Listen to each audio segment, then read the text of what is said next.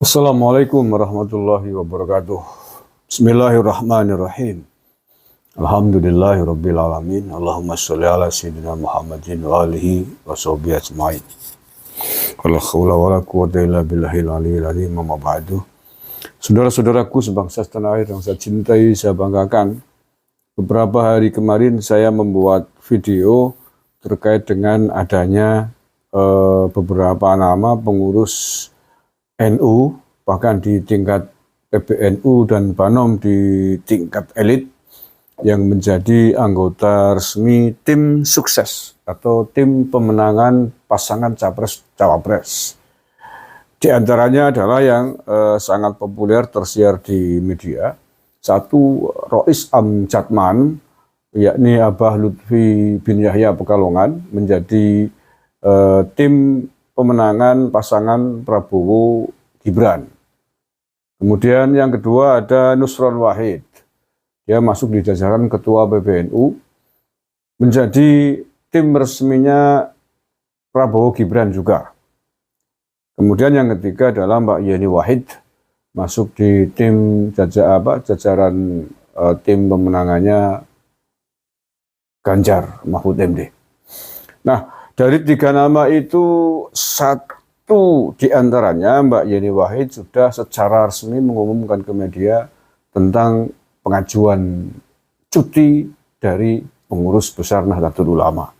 Jadi ketentuannya di NU memang ada dua opsi kalau menjadi tim resmi pasangan capres pemenangan menjadi tim resmi pemenangan pasangan capres-cawapres. Yakni kalau tidak cuti ya mengundurkan diri.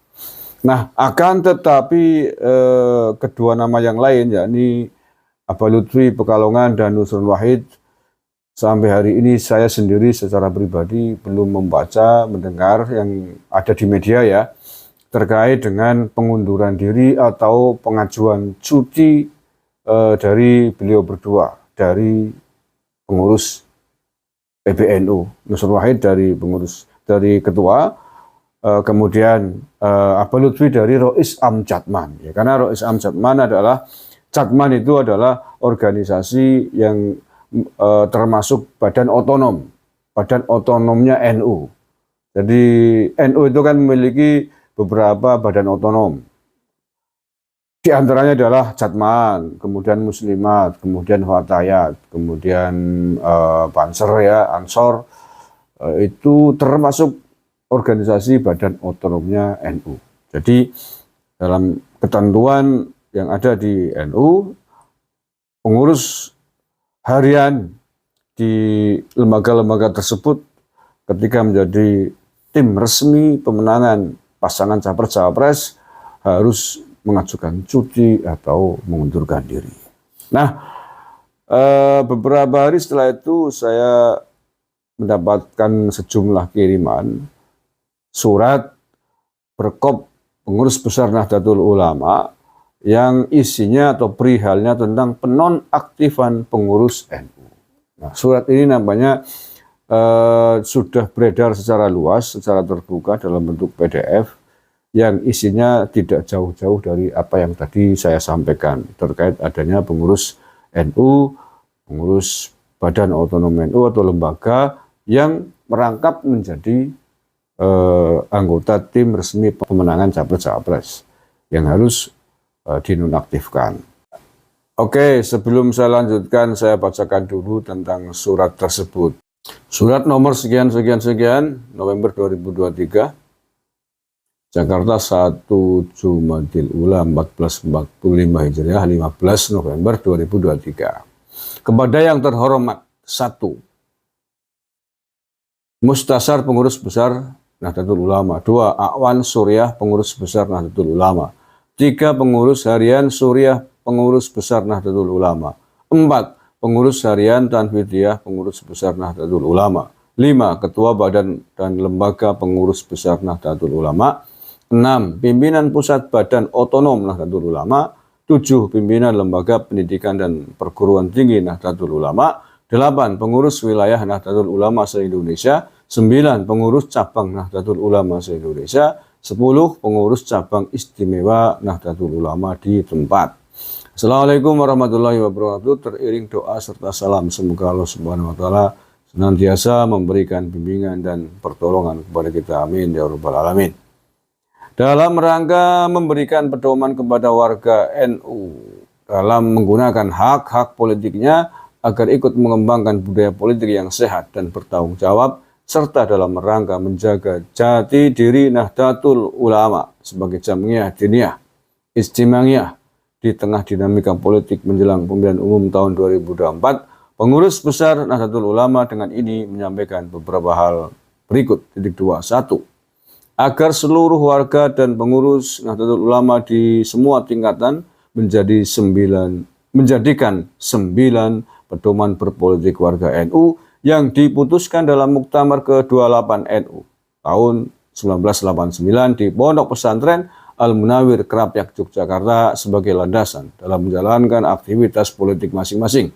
2. Sebagai bagian dari pelaksanaan 9 pedoman berpolitik warga NU tersebut, rapat harian Suriah dan Tanfidiyah pengurus besar Nahdlatul Ulama pada tanggal 30 Rabiul Akhir 1445 Hijriah atau 14 November 2023 Masehi memutuskan A. Bahwa seluruh pengurus Nahdlatul Ulama dan perangkat perkumpulan Nahdlatul Ulama di semua tingkatan kepengurusan serta pimpinan lembaga pendidikan / perguruan tinggi Nahdlatul Ulama yang masuk dalam daftar calon tetap anggota Dewan Perwakilan Rakyat Republik Indonesia, Dewan Perwakilan Daerah Republik Indonesia, Dewan Perwakilan Rakyat Daerah Provinsi, Dewan Perwakilan Rakyat Daerah Kabupaten / Kota secara otomatis dinyatakan nonaktif sejak tanggal penetapan daftar calon tetap dimaksud.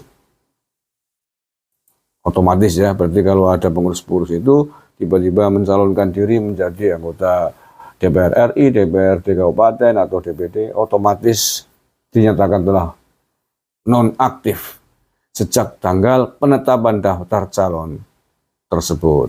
Oke, daftar calon tetap ya. B. Bahwa seluruh pengurus Nahdlatul Ulama dan perangkat perkumpulan Nahdlatul Ulama di semua tingkatan kepengurusan serta pimpinan lembaga pendidikan / perguruan tinggi Nahdlatul Ulama yang masuk dalam tim kerja pemenangan calon presiden / wakil presiden Republik Indonesia secara otomatis dinyatakan nonaktif sejak tanggal penetapan oleh masing-masing tim pemenangan calon presiden wakil presiden. Berarti secara otomatis telah dinyatakan nonaktif. Ini terkait juga dengan nama-nama 3 nama yang saya sebutkan di muka ya, kan sudah resmi diumumkan menjadi tim pemenangan oleh pasangan capresnya masing-masing. Sehingga dengan demikian kalau merujuk surat PBNU ini secara otomatis mereka sudah dinyatakan nonaktif. Kalau sudah dinyatakan nonaktif, maka konsekuensinya tentu saja tidak boleh mengadakan perkumpulan atau memimpin rapat mengendalikan organisasinya. Kalau mengacu ini, kalau secara otomatis sudah dinyatakan nonaktif dari jabatannya di kepengurusannya masing-masing. Oke.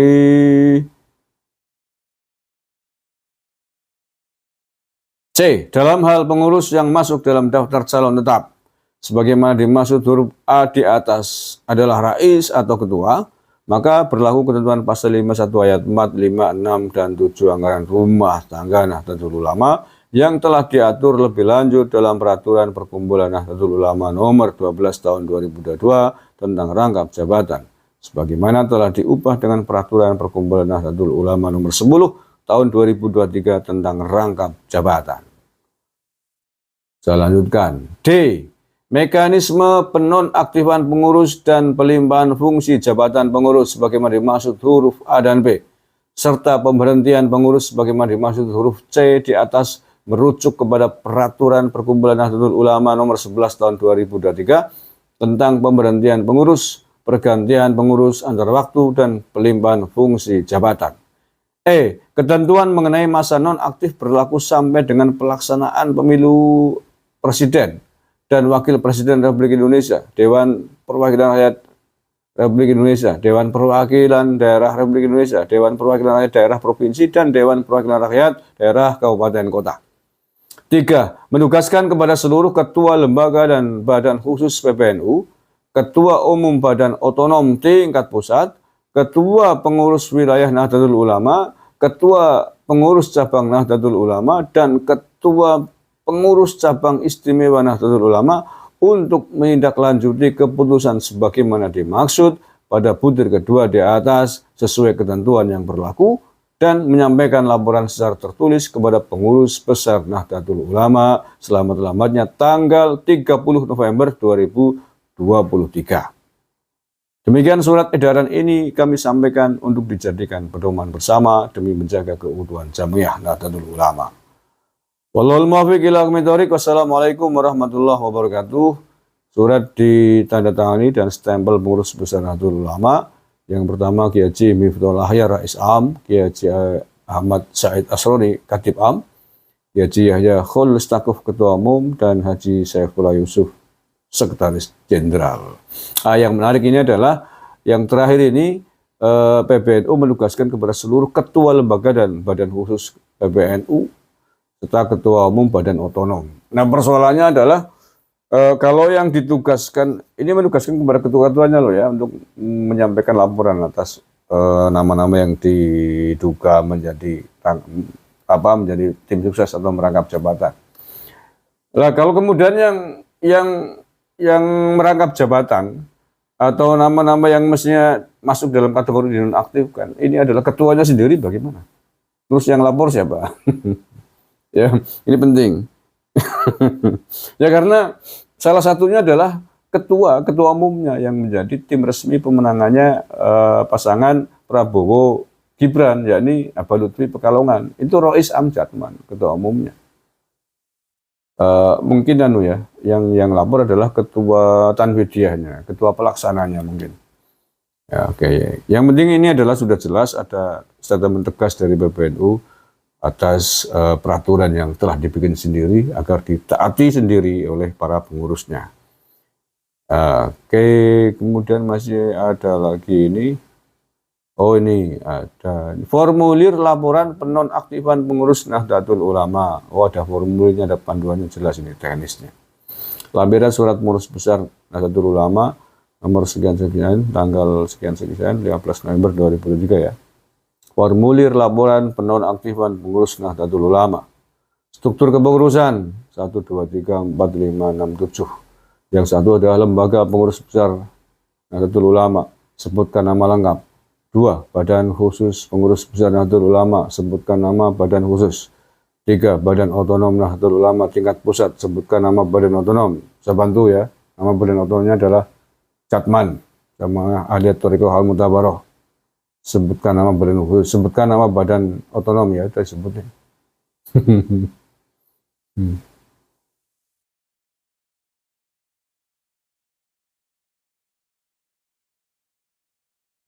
Kemudian yang keempat, lembaga pendidikan perguruan tinggi Nahdlatul Ulama. Yang kelima, pengurus wilayah NU, 6 pengurus cabang NU, 7 pengurus cabang istimewa NU. Ini formulirnya. Kemudian nama pengurusnya siapa, jabatannya apa, status pengurus, rangkap jabatan di politik, dalam kurung caleg atau tim kerja, pelaksana tugas pejabat, mendataris, dan sebagainya. Hasil rapat pleno penetapan pejabat rais garis miring ketua PBNU dan PCINU segera diajukan kepada pengurus besar Nahdlatul Ulama untuk mendapatkan surat keputusan pengesahan pengurus antar waktu. Oke, itu surat edaran PBNU. Semoga menjadi perhatian dan ditaati bersama oleh seluruh jajaran elit pengurus PBNU, termasuk badan panomnya, badan khusus, dan lembaga-lembaga yang tadi sudah disebutkan secara detail di surat itu. Kalau kita punya prinsip uswatun hasanah, maka yang di atas harus memberikan teladan dan uswah yang baik kepada yang di bawahnya. Kalau ada peribahasa guru kencing berdiri, murid kencing berlari, ya maka agar itu tidak terjadi harus kita sanggup memberikan contoh. Mudah-mudahan ini adalah awal yang baik dari PBNU di dalam rangka menegakkan segala macam aturan dan ketentuan yang telah dibikin sendiri. Terima kasih. Assalamualaikum warahmatullahi wabarakatuh.